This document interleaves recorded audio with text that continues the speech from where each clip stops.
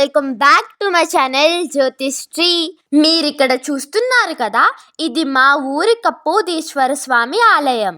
ఈ ఆలయం నిర్మించబడ్డానికి ఒక కథ ఉంది. ఆ కథ ఏంటంటే, పూర్వం అడవి ప్రాంతంగా ఉండే ఈ కడలి గ్రామంలో 2 పావురాల జంట నివాసం ఉండేవి. తన వృద్ధ తల్లిదండ్రుల ఆకలి బాధ తీర్చడం కోసం ఒక వేటగాడు అడవికి వేట కోసం బయలుదేరాడు. ఆ సమయంలో ఎక్కువగా వాన కురవడంతో వేటగాడికి ఆహారం లభించలేదు. ఆ వర్షానికి తడిచి ముద్దైన వేటగాడు పావురాలు నివాసముంటున్న చెట్టు కింద తలదాచుకున్నాడు. చలికి వణుకుతూ తన తల్లిదండ్రులకి ఆహారం సంపాదించలేని బతుకు ఎందుకని బాధతో తల్లడిల్లిపోయాడు.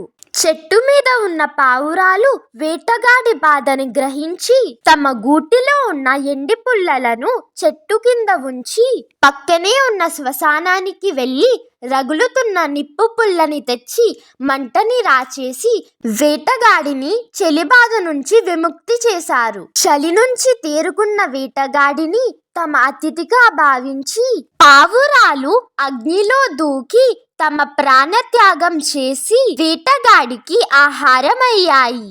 అది చూసి పావురాల త్యాగానికి చెలించిపోయిన వేటగాడు వాటి అవిదార్యం ఉందనెంత అని భావనతో విరక్తి చెంది తను కూడా అదే మంటలో దూకి ప్రాణత్యాగం చేసుకున్నాడు. పావురాల అతిథి ధర్మానికి కారుణ్యానికి ప్రసన్నుడై పరమశివుడు ప్రత్యక్షమై పావురాల జంటని తనలో ఐక్యం చేసుకున్నాడు. పావురాలు పరమశివుణ్ణి ప్రార్థించి వేటగాడిని బతికించాలని వేడుకున్నాయి. అలాగే తమ ప్రాణత్యాగం చేసిన ప్రాంతంలో భక్తులని అనుగ్రహించే అందుకు అక్కడే ఆవిర్భవించాలని కోరారు. అప్పుడు పరమశివుడు కపోదీశ్వర స్వామిగా వెలిచారు. కపోత జంటలను తనలో ఐక్యం చేసుకున్న గుర్తుగా శివలింగంపై 2 వైపులా తల ఇంకా రెక్కల గుర్తులు ఉంటాయి. వీటిని స్వామివారికి అభిషేకం చేసే సమయంలో నిజరూప దర్శనంలో భక్తులు వీక్షించవచ్చు. ఈ కడలి గ్రామంలో ఉన్న మరొక విశేషత ఏంటంటే, ఆలయానికి ఆనుకుని ఉన్న కొలను కపోత గుండముగా ప్రసిద్ధి చెందింది. కాశీలోని గంగాజలం ఈ గుండానికి అంతర్యామిగా ప్రవహిస్తుందని భక్తులు నమ్ముతారు. ప్రతి మాఘమాసం ఆదివారం నాడు కాశీ నుండి గంగాజలం అంతర్యామిగా వచ్చి కపోత గుండంలో కలవడంతో ఆ రోజు మాడేడి పత్రాలు ఆ గుండంలో వేస్తే మునిగిపోతాయని భక్తులు నమ్ముతారు. ఆ రోజున కపోత గుండంలో స్నానమాచరించి కపోదేశ్వర స్వామిని దర్శిస్తే మోక్షం కలుగుతుందని అర్చకులు చెబుతారు. ఈ ఆలయ ప్రాంగణంలో వినాయకుడు, భద్రకాళి సమేత వీరభద్ర స్వామి, వల్లి దేవసేన సమేత సుబ్రహ్మణ్య స్వామి, కుమారస్వామి, కనకదుర్గాదేవి, నవగ్రహాలు, కాలభైరవ స్వామి, శ్రీచక్ర సమేత బాల త్రిపుర సుందరి దేవి, చండీశ్వరుడు, లింగాకారంలో సూర్యనారాయణ మూర్తి, పార్వతీదేవి, శ్రీదేవి భూదేవి సమేత సత్యనారాయణ స్వామి, శ్రువత్సల సహిత ఆంజనేయ స్వామి ఉప ఆలయాలలో కొలువు తీరారు. ఇదే కపోదేశ్వర స్వామి గుడి యొక్క కథ.